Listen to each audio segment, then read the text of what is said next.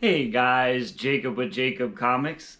Happy New Comic Book Day, May 4th, 2023. I hope all you guys found all your comics as usual in the cubby, on the local comic book shop wall, or mailed to you. However, you guys get your books. I hope you guys got all the comics you were looking forward to getting this week. I know I did. I didn't get a loud mysterious black bag today. They gave me another free comic book day bag. Yeah, for that's coming up this Saturday. I hope you guys are excited as I am. Now, let's go ahead and get started as usual with the top comics from last week. So we have I got 6 books last week, so we'll start here in the number 6 slot with Batman Detective Comics. We got a bunch of backstory in this issue about how Ra's al Ghul and the Orgums, who are now kind of seemingly the main bad guys, have some ties back in the past. It jumped back and forth. And, I give my honest review here. For me, it was a little bit hard to follow.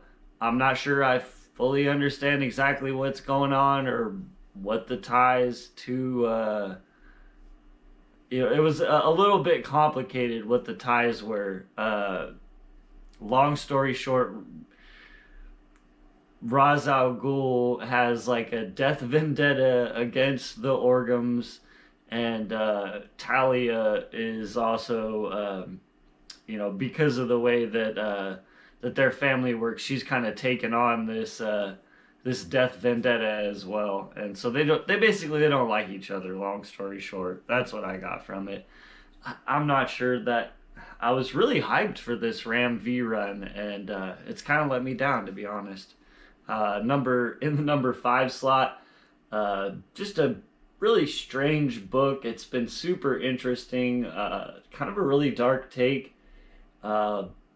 It's interesting to see. Now, this is written by the actor from this current Batman movie, the Batman movie that just came out last year, Paul Dano, and so he's writing this story of the Riddler, and it's kind of interesting to see it from an actor's perspective. He's built this whole backstory in his mind of what motivated his character in that movie, right? And now he's kind of telling us that story, and it's kind of interesting.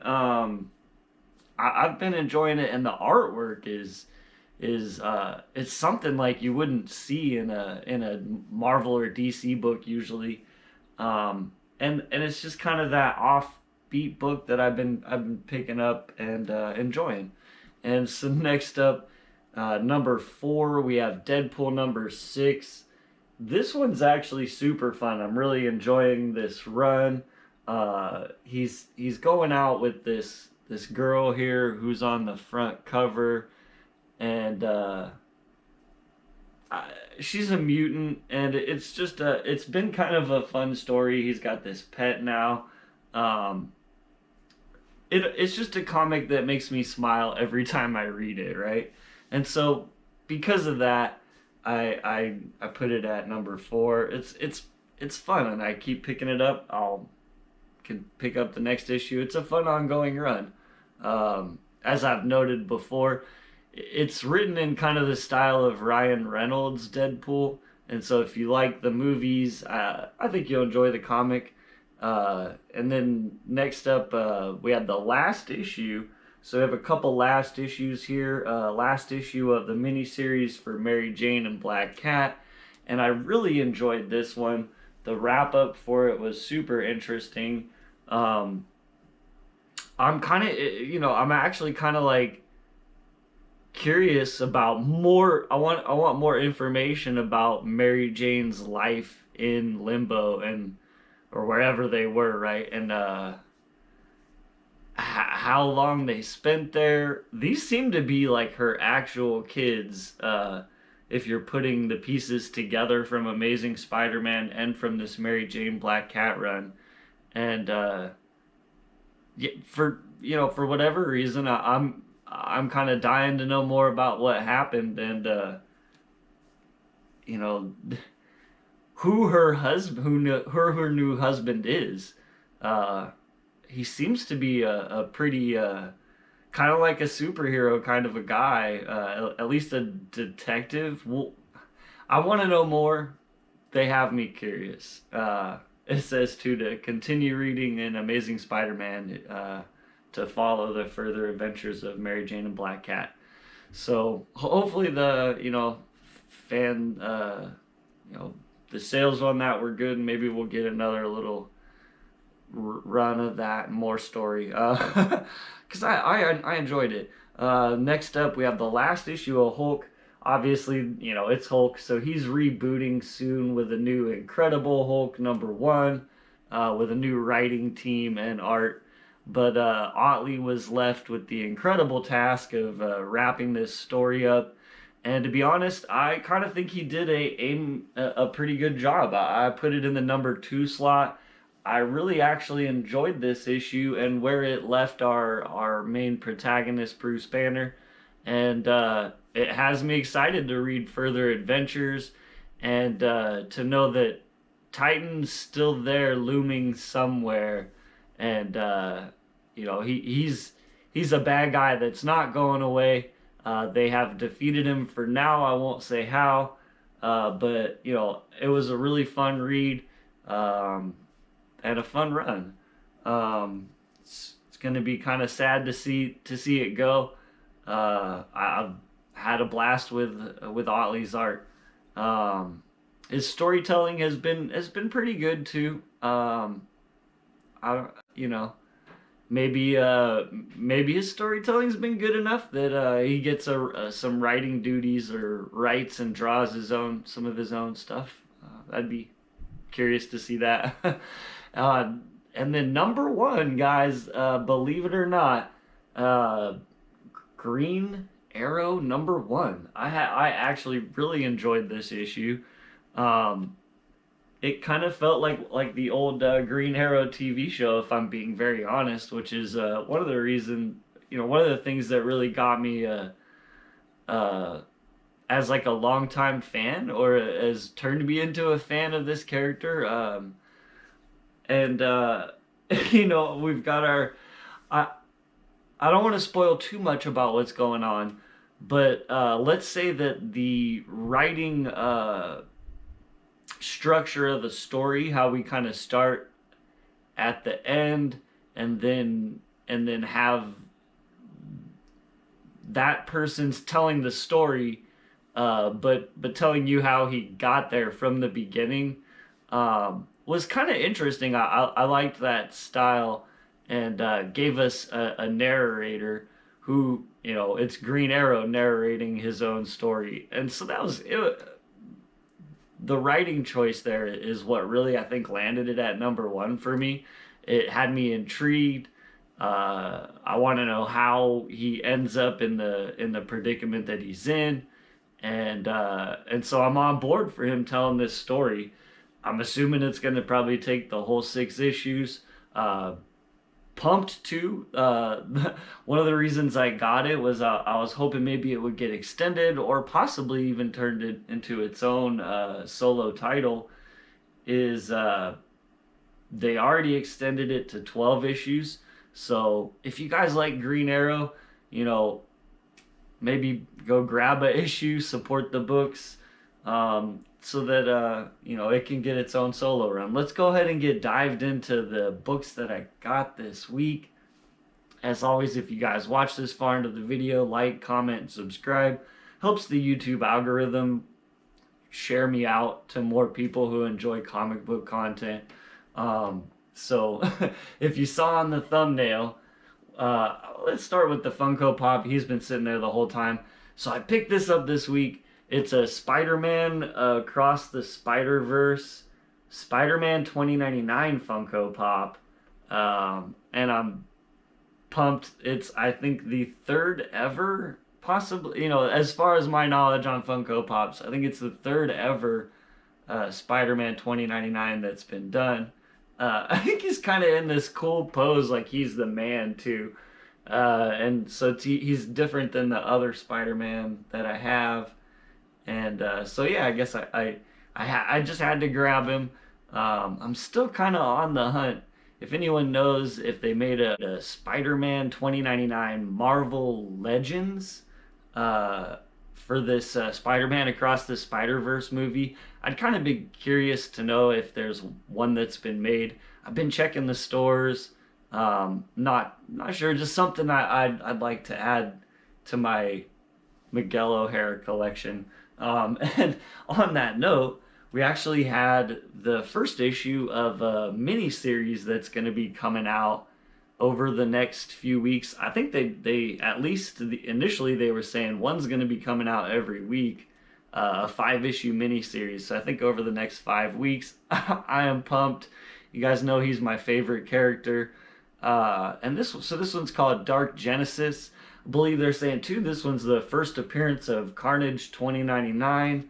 So we got Spider-Man 2099 Dark Genesis issue number 1. pretty excited to read that one. The last miniseries kind of let me down just because I didn't really feel like I got enough Miguel O'Hara. So I'm hoping, this one has a bit more of Miguel O'Hara in it. And yeah. And then another Edge of Spider-Verse. Oddly enough, I feel it's kind of weird with this title that they don't give it a number 2, number 3, because I think this is like actually the 4th Edge of Spider-Verse miniseries that they've come out with. This one has the first appearance of Spider Killer in it. So I picked up this one, Edge of Spider-Verse number 1. And new comic book day. Had a lot of Spider-Man this week. Spider-Man number 8. Picked up Spider-Man number 8. I think this one's the second. There's so many appearances nowadays, it seems like. I know, the hype train. They're trying to sell comics. You gotta... I'm actually really excited about... more than any of the others, this Spider-Boy character. So this one's the second appearance of the new Spider-Boy character. The way the story is I don't want to spoil too much if you haven't been reading along. In number 7, the way that he's kind of introduced, and his backstory, like he's been here this whole time, but nobody actually knows who he is or anything about him. And he's apparently kind of like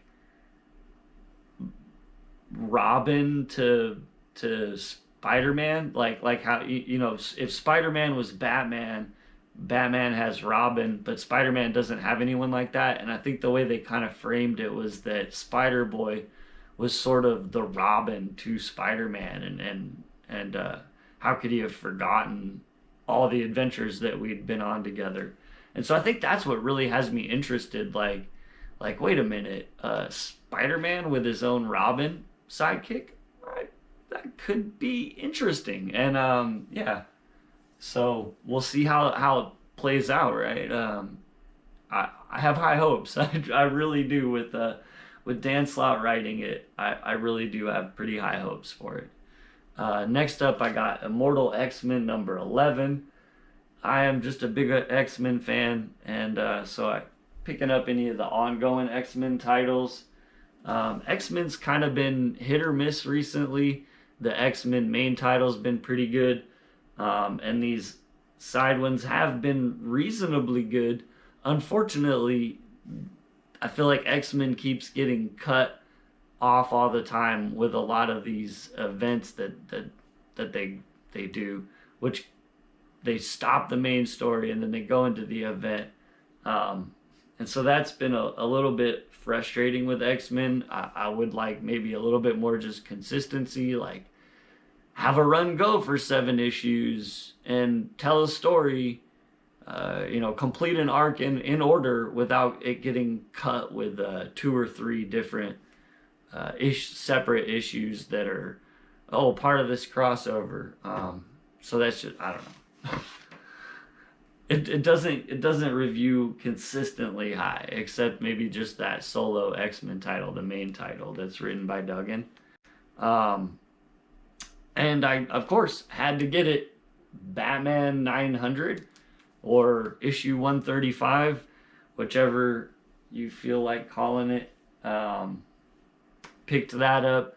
That is, Zdarsky has been killing that run. It has been consistently one of the best runs, and you know, I might even be enjoying Detective Comics a little bit more if the Batman run wasn't so fire.